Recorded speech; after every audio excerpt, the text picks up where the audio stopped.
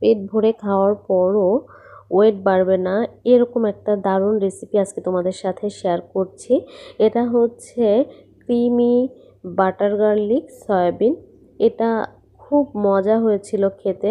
তো চলো আমরা প্রথমেই দেখে নিচ্ছি।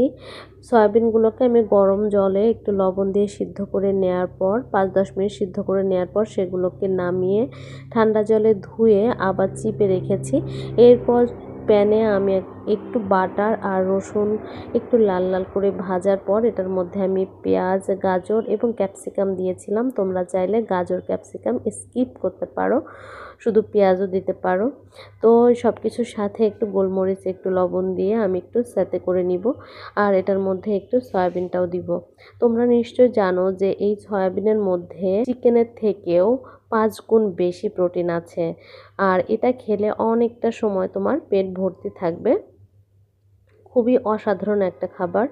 আর এই পাশে আমি হচ্ছে আর একটা প্যানে বাটার দিয়ে নিচ্ছি এবং এর মধ্যে 2 চামচ কর্নফ্লাওয়ার দিচ্ছি। কর্নফ্লাওয়ার বাসায় না থাকলে ময়দা বা আটা দিতে পারো অথবা চালের গুঁড়া দিতে পারো। দিয়ে সুন্দর করে এটা খুব লো ফ্লেমে ভাজতে হবে একটু সময়।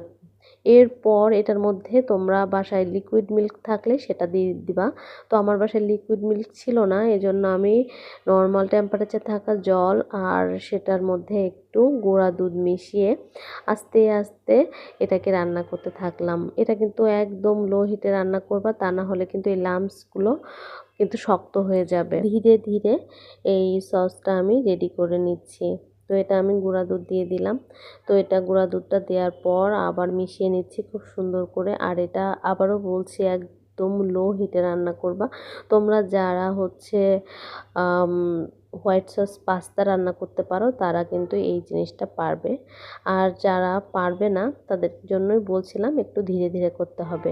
এর মধ্যে গোলমরিচের গুঁড়া, পাপরিকা পাউডার, একটু ওয়েস্টার সস, সয়া সস আর টমেটো সস দিয়ে দিয়েছিলাম আমি।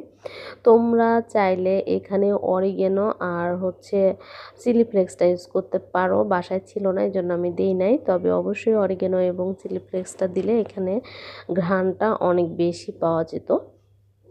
তো আমার এই টেক্সচারটা আমি সুন্দর করে সয়াবিনের মধ্যে ঢেলে দিলাম।